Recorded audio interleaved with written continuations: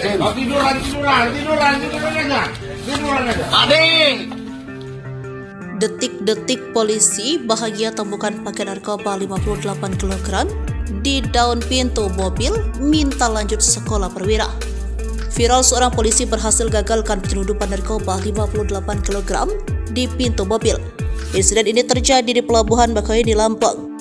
Dalam video yang diunggah oleh salah satu akun Instagram, tampak seorang polisi menunjukkan ke jenderalnya telah menemukan narkoba dalam sebuah mobil. Tampak dalam video tersebut, salah satu anggota polisi berbaju merah membongkar pintu mobil berwarna putih. Ia pun mendapati banyak paket narkoba yang disembunyikan di sana dan kemudian ia keluarkan satu persatu. Ini tadi susah saya buka ini. Ayo, video ini. Ini komandan. Sabar. Polisi yang membongkar pintu mobil tersebut menyebutkan narkoba itu seberat 58 kg. Dengan muka bahagia dan semangat, polisi itu mengeluarkan narkobanya di balik pintu mobil. Bahkan ia mengatakan kepada jenderalnya ingin melanjutkan sekolah perwira. Oh, mantap. Ingin jenderal. Tolong berikan kesempatan kepada saya. Saya mau sekolah perwira jenderal.